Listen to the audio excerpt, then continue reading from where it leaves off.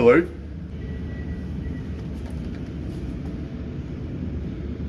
Okay, thanks, man. Take care.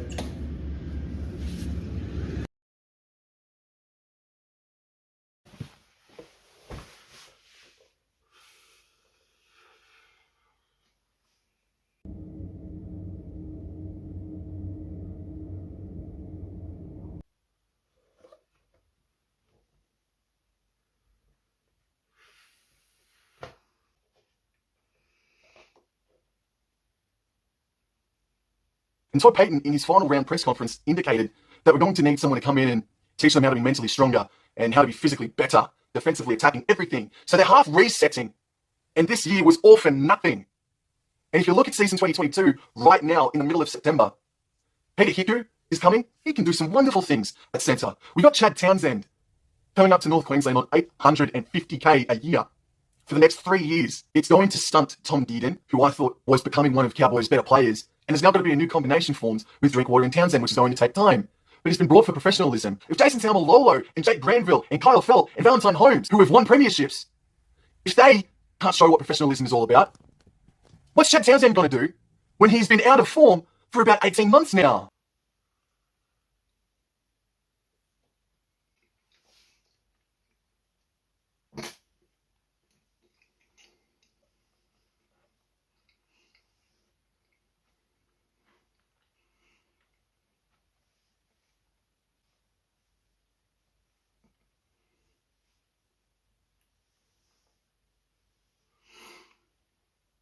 A handful of things.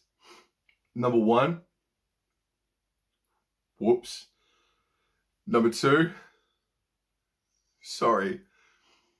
Number three, can you blame me for thinking that way after the end of that season? And number four, that's the most delicious humble pie I've ever had.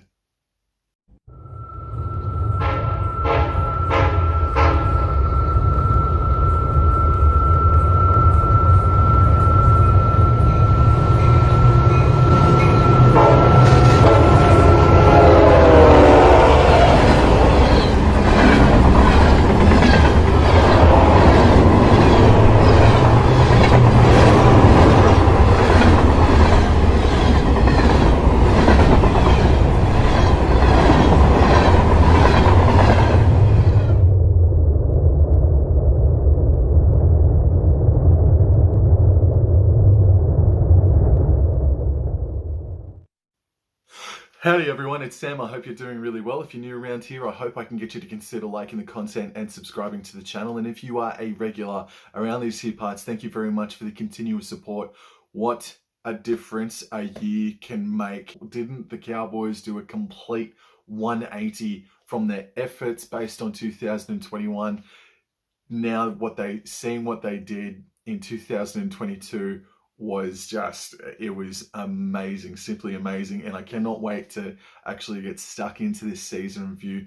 Last year I did myself a 2021 season review. It went about 40 odd minutes or thereabouts, and I liked the effort that I put into it, and I wanted to try and back it up with a similar effort right now, just before Christmas. So yeah, I'm glad that I can do this now. There is so much more positivity this time around as well, man. Like, I cannot wait to start just reading off these stats and start thinking about what they actually did. So we all know that in 2021, 2022, their preseason camp has now become infamous or famous, whatever way you want to phrase it. Todd Payton, Dean Young, Steve Georgalis, the head coach and assistant coaches up there at North Queensland, really made sure that they got stuck into their work throughout the preseason camp, and it was evident. The results were evident in the preseason trials. Immediately up against the Brisbane Broncos and the South Sydney Rabbitohs, games played in Mackay and in Cairns, it was evident the results. They just look so much better.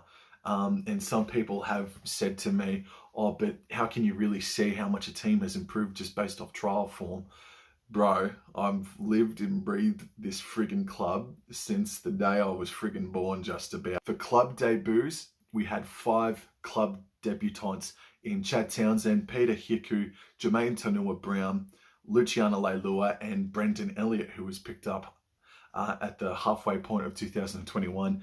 There was only one first grade debut overall, and that was Mr. Tom Chester as well. Now, by comparison, there were 7 club debutants last year, and there was 5 first grade debuts as well. Such was the injury list that was in 2021. So overall, we used only approximately about 25 players. In 2021, we used about 34, which was just about equal first with the casualty ward list that the Sydney Roosters were running up at the time. We've got Peter Hiku, Chad Townsend, and Reece Robson that played every single game for the club in 2022. The 3 of them played 26 games as well. And Peter Hiku, he represented New Zealand in the World Cup.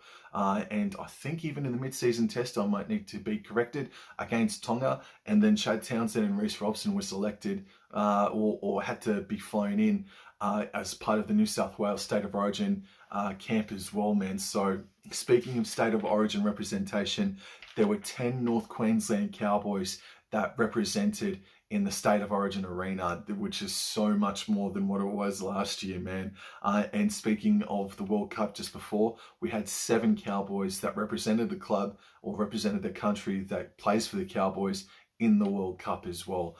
So that's really, really cool. Speaking of the players and some transitioning as well, the players that we are going to say goodbye to, it's a chunk. It's a fair chunk. We've got Connolly Lemuelu, Hamiso Tabuai-Fidow, and Tom Gilbert, who are all going to the Redcliffe Dolphins to be coached under Wayne Bennett. I wish them all the absolute best, man. Tom Gilbert, for me, is the pick of that 3. As far as I think that's a bit of a blow for us.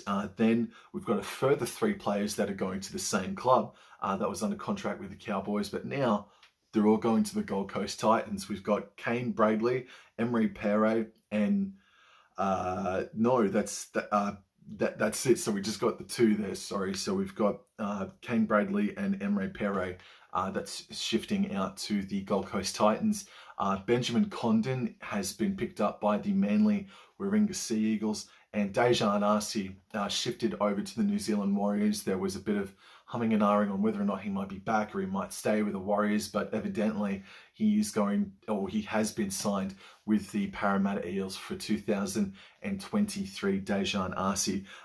So far as upgrades go, it's really cool that we're going to see a lot of local talent come through. Townsville has just such a really good crop coming through, man. So being upgraded, Taniela Drugu, who did feature heavily for the Fiji Bati in the World Cup, he's been promoted to the 31-man roster. Riley Price, son of Stephen Price, he's now been upgraded to the main roster. Jordan Lip and Jake Burke. Jake Burke is an Australian schoolboy halfback.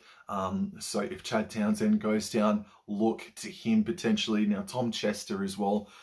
He got himself a bit of an early start as well with his first grade debut in 2022. So he's now a part of the main squad in 2023. And we've also got Sylvester Namo. Now, I hope you guys recognize that name. He is one of the starting front rowers for the Papua New Guinean side, and he is a blockbuster. He is much fun to watch, but his profile is not on the main roster on the North Queensland Cowboys website, but he has been signed up for a trainer trial deal as well. So maybe he could slot in and have a first grade debut next year. Hope he does, man, because he is so much fun to watch, man. and welcoming a few players from a different couple of clubs as well. To round it out, we've got Giamat Shibasaki. He played for the Broncos, Newcastle Knights, and I'm not too sure about his story over the past season or two, but he finds himself back home up in North Queensland, and he's a centre winger, so that's pretty good. And then we've got Jack Gazeski, and I've made it publicly known that he's a player that, I know has played for South Sydney, Manly, and most recently St. George Illawarra Dragons, but he's just a player that I just haven't familiarised myself with. I'm not overly familiar with his style of play, so I'm looking forward to seeing him run around in the blue, grey and yellow in 2023. And then the big news as well, and something that I think was addressed really nicely, was the acquisition of James Tarmo coming back to Townsville. And I think that's a great signing from Todd Payten. I think with Tom Gilbert leaving, I think that we needed just a bigger body. I think we needed another forward in there that had a little bit more leadership as well. Yet we've got Jason Taumalolo and Cohen Hess, veterans of the club as well, and Jordan McLean is no spring chicken as well, like with all due respect. But to have James Tarmo come back in, who's won a premiership with the club, who's played in a grand final with the Penrith Panthers in 2020, has 300 plus games worth of experience. I think it's a great signing. I think it's a really underestimated signing as far as James Tarmo leadership can go. Yes, West Tigers was not the happiest of times, but I think he can do some nice wonders, especially working in conjunction with Matt Scott, that I understand he will be back again next year in some sort of captaincy capacity role, teaching the leaders as well, just having a talk with the forward pack as well. Jonathan Thurston, I think he's floating around as well next year as well. So yeah, man, all these things that started really in the preseason last year, man, I think they'd be daft to stop it from continuing on. So the coaching staff, Todd Payten, Steve Georgalis, Dean Young, man, they've worked absolute wonders, man, after they got dealt a really ordinary hand in 2021. Just to turn our focus to awards and now more individuals as well within the group, we had Valentine Holmes, who scored more points than anybody else in the National Rugby League last year. He finished on top. Jeremiah Nanai and Murray Taulagi finished equal third with the most tries in the NRL. So two Cowboys that finished in the top 5 in that department as well. And Valentine Holmes kicked himself a smooth 100 goals plus the 3 field goals as well throughout the 2022 season. In Valentine Holmes's scoring efforts, he broke the all-time North Queensland Cowboys points scoring record as well, which was held by Jonathan Thurston. I think it was for the 2014 season, and now it's held by Valentine Holmes for his efforts in 2022, which is amazing. But that's not the only accolade that came his way, because he was voted as one of the Dally M centres of the season in 2022.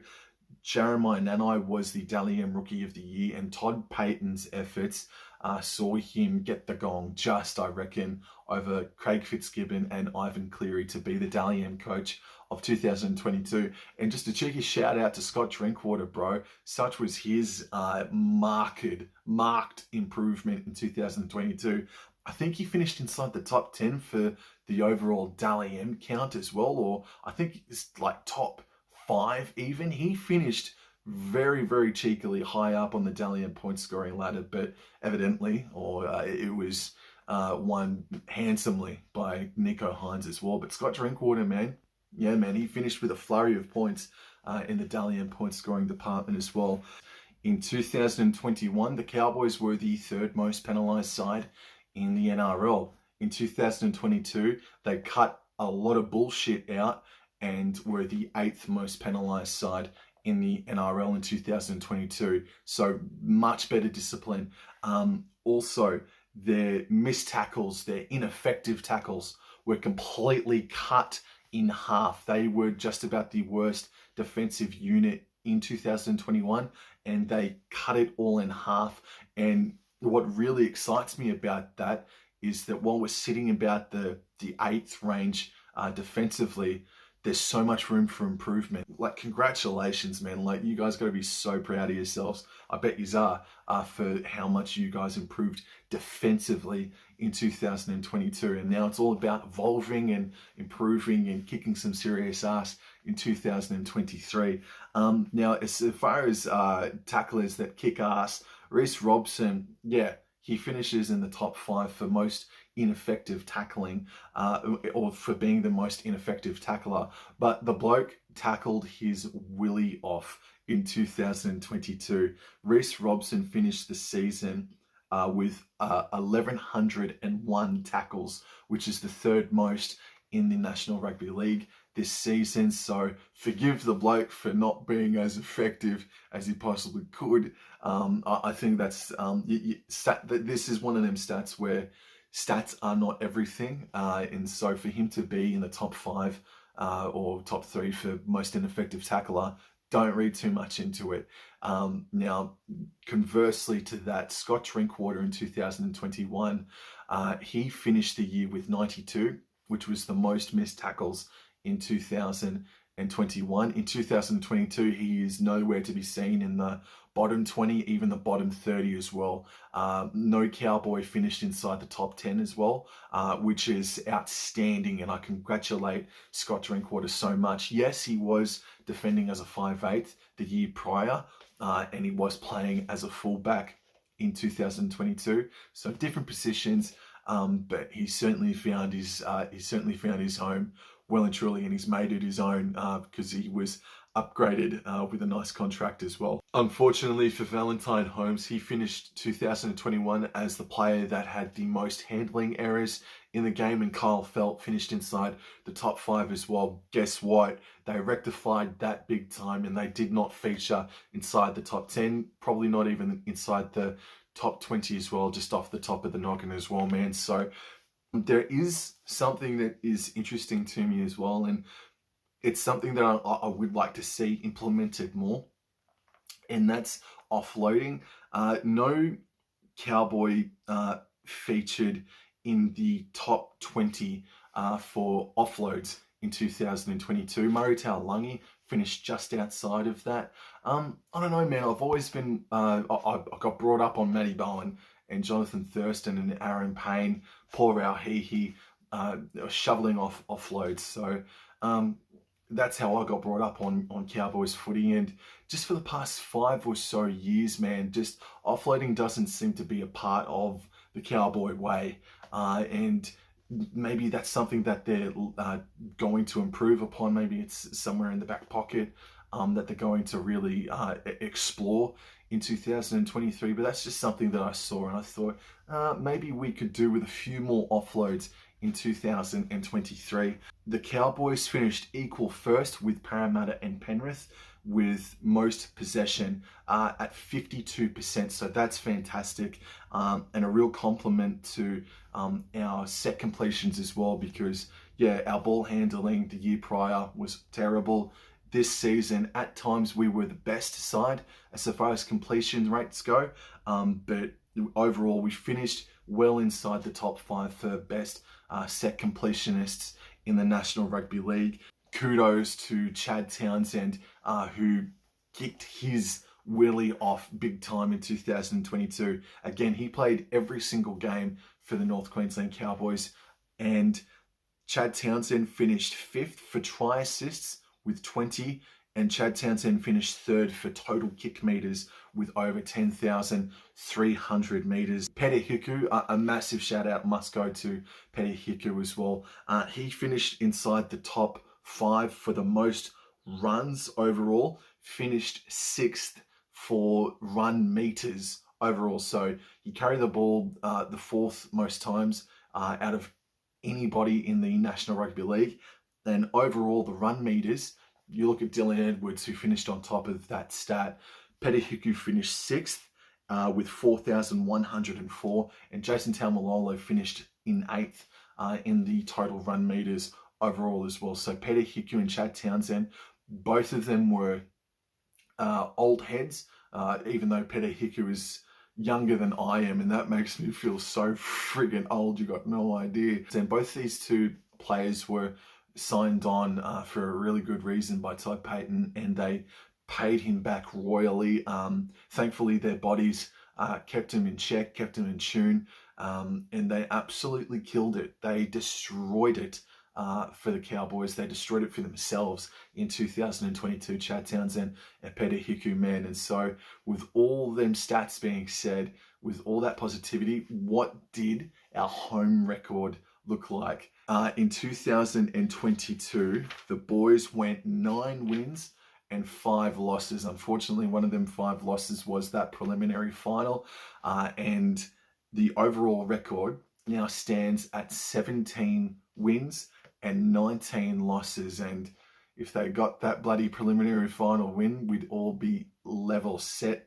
We'd be starting 2023 on an even playing field as far as that record goes. So boys still have a couple of more victories to make sure that we get a positive record as far as our home stats go in 2023.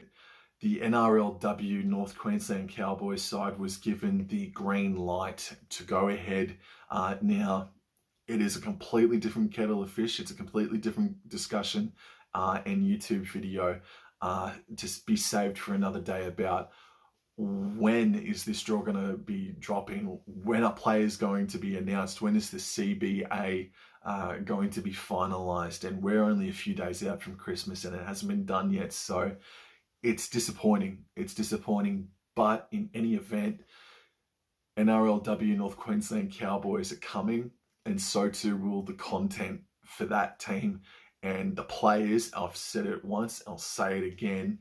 These two women must be signed up at all costs, bro, and a special mention as well to Sarah Field and Tallulah Tillett, who should be the halves combination from 2023, and Romy Teitzel should be the captain. Emma Manzelman needs to be the starting hooker, bro. With all that now all out of the way and spotlighted and seriously congratulated, let's now move into the season. Let's have a quick reactionary section to the season of 2022. The final game of round 1 was up at Queensland Country Bank Stadium. The Cowboys hosted the Bulldogs, and the Bulldogs won 6 points to 4 by the barest of margins. Hamiso Tabuai-Fidow had a real shot to steal the 2 points from the Canterbury Bankstown boys, but he was just half a foot offside, unfortunately. No controversy about it, but it's just they scored a rip-snorting try to start the game, to start their season, to Tom Gilbert, and then there just weren't any more points for the rest of the contest from the Cowboys, and it also bucketed down quite a fair bit in that second half as well. So this was a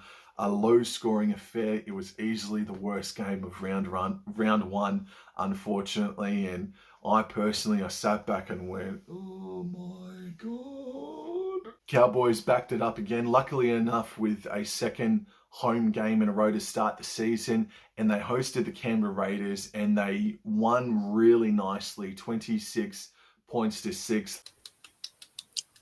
Well played. Very well played. For the first time since 2006, the Brisbane Broncos and the North Queensland Cowboys played on a Sunday afternoon, and it was an enthralling contest for the first half.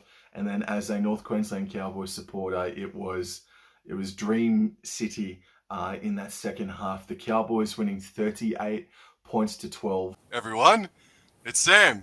I hope you're all doing really well.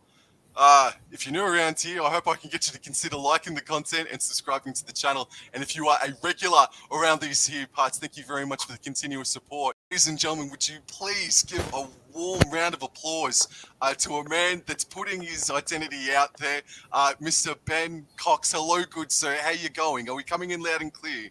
Loud and clear, all good. Thank you so much for joining us just on such short notice, mate. I've put out the bat signal and you've responded in kind, mate.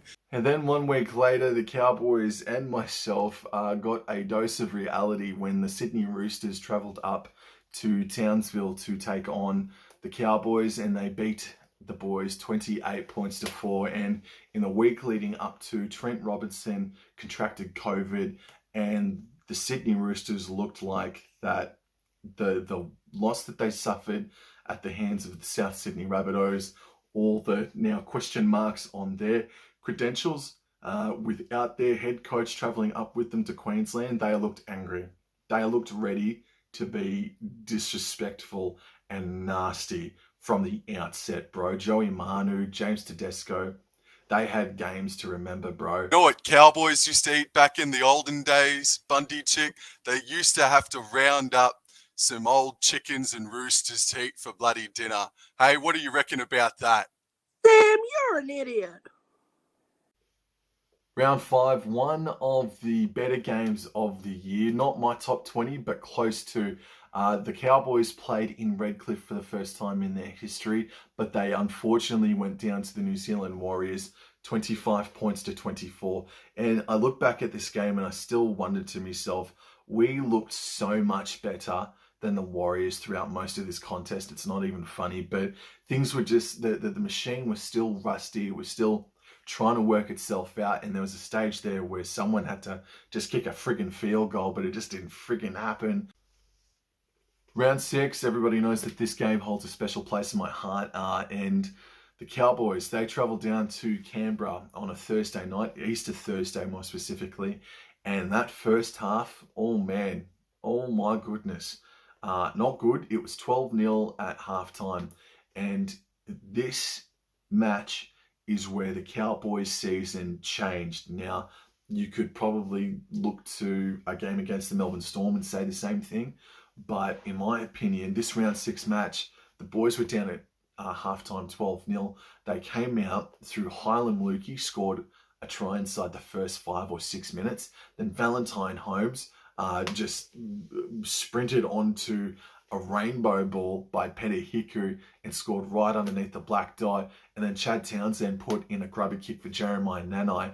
And Jeremiah Nanai didn't have a very happy first half. He came out in that second half and said, sorry boys, I'm going to get this one for you. This is the game that had the Cowboys go on that 6 or 7 game winning streak. And I think this was what really made them believe. This is what may not have made us as fans believe, because we were still only early days as well, and we were down 12-0. But I think something in that shed at halftime, who it was said by, I think potentially Chad Townsend, but whatever was said in the sheds at halftime in Canberra in this round 6 game is, I don't know, man. If Cowboys go on to win the premiership in 2023, everything crossed, you sort of look back to this game and go, well, this is where they really started to figure things out, man. So the Cowboys ended up winning 18 points to 12 in this game on Easter Thursday. Sam was there to see it live. I'll never forget it. Very, very special. What? We're not even going to get into the fucking intro. Sam Rebel is currently live from GIO Stadium in Canberra. Sam, we won! We come back! We won! 1 week later, it was Anzac round, and it was a Queensland derby. It was the Cowboys hosting the Gold Coast Titans. Almost Scott Drinkwater scored one of the more slicker tries of the season from a scrum-based play, and just burnt David Fafita on the inside as well, man. So this was a really strong performance by the North Queensland Cowboys. And then the lads headed to TO Stadium in Darwin to take on the Parramatta Eels, and this is where Sam got excited. I dare say this is where every other single North Queensland member and fan got excited about their prospects in 2022. The defensive effort alone from these boys in the first half was rare viewing, man. Like, yeah, Penrith have done it before. Melbourne Storm, I've seen them do it in 2017, for example. the defensive effort, the amount of pressure that was put upon the Cowboys by the Parramatta Eels, and the lack of possession as well, was pretty big, bro. And then for them to hit back twice before halftime and go up, I think it was, what was the score? I think it was 15-0 at halftime, man. Absolute dominance, an absolute confidence builder, injector, if you will. And then, yeah, the Parramatta Eels got themselves on the board midway through that second half. But overall, man, this was a very, very impressive performance, man, from the North Queensland Cowboys. That, yeah, they beat the Titans and the Raiders 2 weeks in a row. But this game here is what made everybody, including Dan Ganane, say, oh, are the Cowboys actually real in 2022?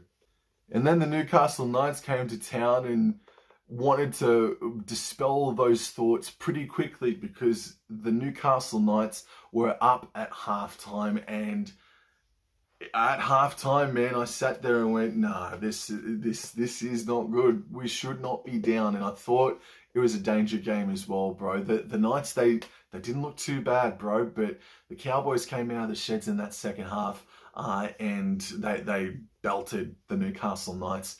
This was a bit of just a warning, like, don't get too cocky now, boys, but they came out in the second half and did a fantastic job on them. And that is, and that's something that I'm going to touch on as well, their second halves in particular, a little bit later on. Round 10 was Magic Round. We took on the West Tigers from Suncorp Stadium in the final game of the weekend. And in some people's opinions, and I think I'm one of them, this was the game of the round. Don't let the scoreline fool you. This was a really good game of footy for about 50 odd minutes before the Cowboys class really overpowered the West Tigers. Murray Taulagi was involved in the try of the year. He definitely goes with the best try assist of 2022. A throw back on the inside when his whole body is pretty much over the sideline in the try line corner, and he throws the offload and it falls into the lap of Scott Drinkwater. One of the more remarkable efforts that you'll ever see on a rugby league field, man. But Ruben Cotter scored a 50-meter, 60-meter try himself. He dummied to absolutely nobody, and I think it was poor Stafford Toa or Dane Laurie that fell for the dummy, and Luke Brooks just didn't have the pace to catch Ruben Cotter, and Cotter scored his first try in the National Rugby League in this game. This was a really fun game of footy, man. The West Tigers, they put some pride into their jersey in this game, but again, just the class and the menace of the Cowboys was just too much to overcome, bro. Then the time finally came. For the first time since 2015, North Queensland defeated Melbourne Storm. It was a smash up. The Cowboys absolutely obliterated the boys from Victoria. Yes, I understand that the Melbourne Storm were down a good chunk of players halfway through this game. Kyle Felt and Jason Taumalolo were crocodile roll tackled by Brandon Smith as well, bro. So it's not like there weren't any adversities that the Cowboys had to overcome to try and beat the Melbourne Storm, because there were a couple in this game. And for the first time since 2015, the boys defeated the Melbourne Storm, and you're damn right, it feels freaking good. And at the time, in my opinion, this was the game of the season. This had a lot of hype about it. The boys travelled down to Bluebet Stadium to take on the Penrith Panthers. Royce Simmons' big walk where he's raising money for dementia, that had a really good family atmosphere to it as well. It was also Indigenous round too, so there were special jerseys made up as well. And this was pretty much first versus second, or first versus third as it was. And unfortunately, even though the Cowboys had themselves a fantastic effort in defense in that first half, and they even had a couple of breakaway runs, it just Penrith Panthers, bro, they are the side. They have been the side for the past couple of seasons as well, man. 2022 NRL draw was released last year. I reckon every man, woman, and dog looked at this Friday night fixture that's happening in round 12 and said, skip. And then after round 1, everybody else again said, skip. Now, it's the biggest friggin' game of the year, everyone. After getting clawed in the face by the Penrith Panthers, the Cowboys returned to the state of Queensland to take on the Gold Coast Titans at Cbus Super Stadium. And the Cowboys, they took a little bit to get warmed up into the game. Yes, there were State of Origin representatives missing from both of these sides as well. So there's that excuse for it as to why the Cowboys took a little bit of time to warm up into the game. But in the end, man, for all those Origin players that were missing out, for example, Valentine Holmes, Murray Taulagi, this was a really good performance, bro. Chad Townsend was still involved. So too was Reece Robson. I believe Big Tino Fa'asuamaleaui was out for the Titans as well. But to win 32 points to 6, man, and it did take him a long time to really concrete the 2 points away. But yeah, dude, this was a really good performance in the end by the Cowboys. This was the first game in the National Rugby League to take place after the State of Origin Game 1.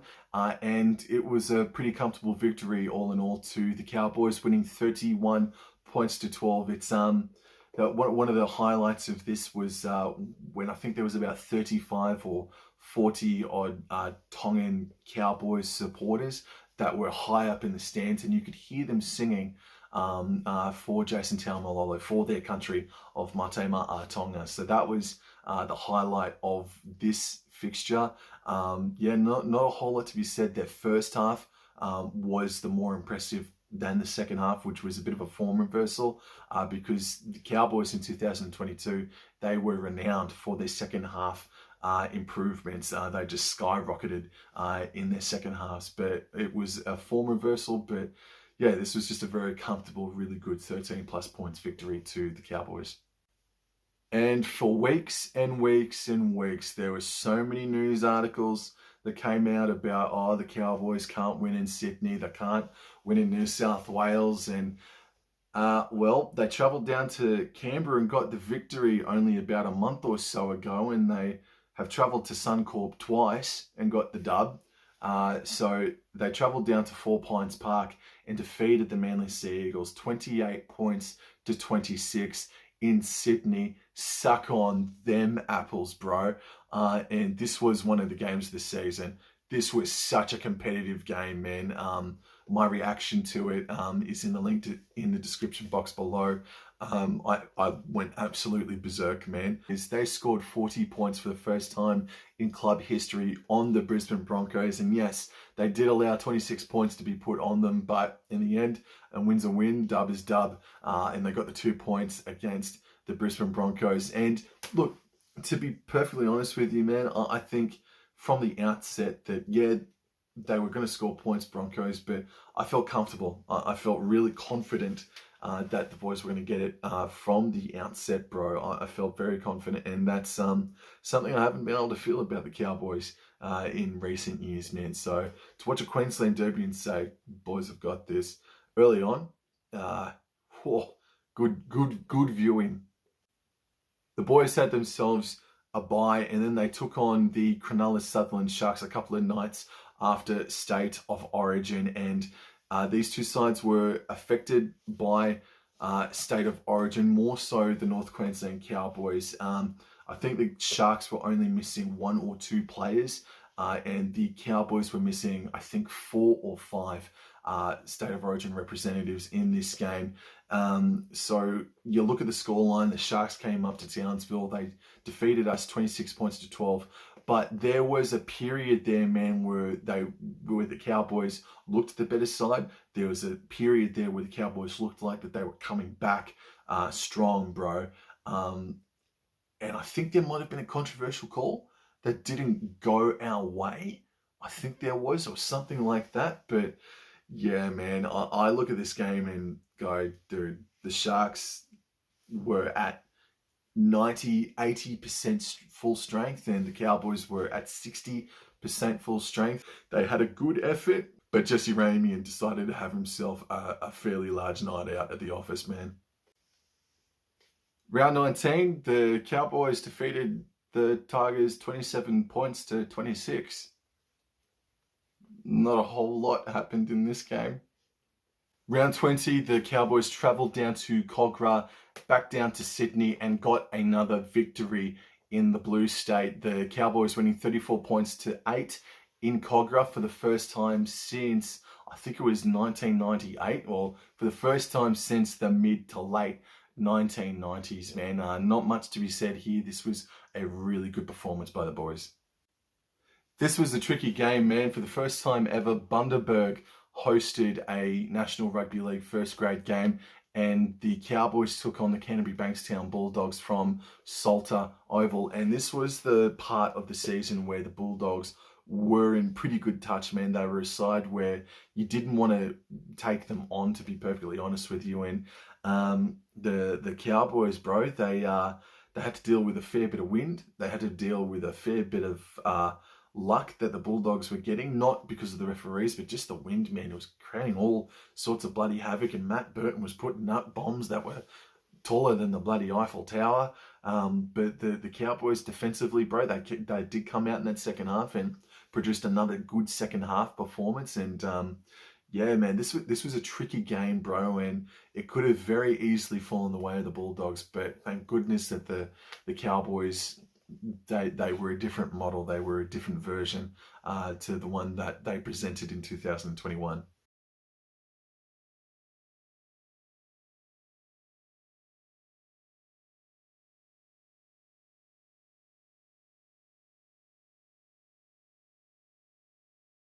In the penultimate round of the regular season, they travelled once more to Sydney, and it was the South Sydney Rabbitohs that unfortunately got the better of the Cowboys, 20 points to 10.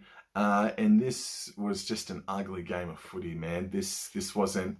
look, there was a really cool try from Kyle Felt in that second half where he kicked the ball for himself 2 or 3 times, man, after a really nice weaving play by Chad Townsend on the last tackle to weave his way, engage the line, and then throw a wicked cut out past to Kyle Felt, and then Kyle Felt just weaved his magic. But yeah, the Cowboys scored the first try, and then just their discipline and handling errors, bro. This is the game I'm talking about, where they just looked, they didn't quite look themselves. They didn't look like the team that we had come to know throughout the entire season. And the South Sydney Rabbitohs didn't play their best footy as well, man. Not at all. This was a really, really scrappy game of footy, bro. And yeah, the less said about this one, the better.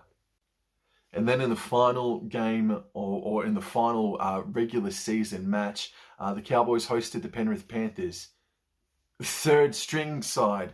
And look, that's a little bit of disrespect to the Penrith Panthers, because the New South Wales Cup side ended up going on to win the title in the end. But a full-strength Cowboys side that just bullied a very young Penrith Panthers outfit, that did hold their own quite well for a good chunk of this matchup. Yeah, 38 points to 8, full strength versus a New South Wales Cup side. Yeah, nice win, Cowboys, but it was a nice little warm-up for what would happen in the finals week 1. The boys travelled down to Shark Park to take on the Cronulla Sharks, and they won, in my opinion, the game of the season. The Cowboys winning 32 points to 30. This game had frigging everything. This was an amazing game. Went to golden point extra time because Jason Taumalolo said, "Not today, boys. I'm going to crash over and score a try with only just a few seconds remaining to level it all up." And then it went on and on and on into golden point extra time, and it was Valentine Holmes that slotted a 40-plus meter field goal, 2-point field goal. Yeah, just an incredible game, bro. And unfortunately, the Sharks went out the week after, so they went out in straight sets after finishing inside the top 4. And it's not a stretch, and it's not disrespectful, and it's not going against my team at all to say that if the Cowboys did lose this game, it probably would have been a similar fate if we had to have hosted the South Sydney Rabbitohs the week after. And then the final game in the season of the North Queensland Cowboys, they hosted the Parramatta Eels up at Queensland Country Bank Stadium on a Friday night. It was completely sold out. It was the first time ever Townsville had hosted, or the Cowboys had hosted, a preliminary final. There was a huge forward pass, and the less said about this game, the better. Sam still gets upset. So, all in all, the Cowboys of 2022 were the most exciting, most watchable. They were just about the best team to watch in all of the National Rugby League. And us Cowboys fans haven't been able to say that about our club for a number of years, not since at least 2016. So this was something that you try not to take for granted, bro. It's kind of weird to try and recognize what's going on in the moment, especially since it's been so long between drinks as far as success goes. But yeah, this was an incredible season for 2022. This was an incredible season 2022. Now moving on to 2023, I've gone into the buys that we've got. How are we going to evolve? I've mentioned that maybe we could try and utilize more offloads as well, maybe feature a little bit more in the line breaks department as well. But look, man, as I said at the very start, it's the nicest, best humble pie I've ever had to consume, bro.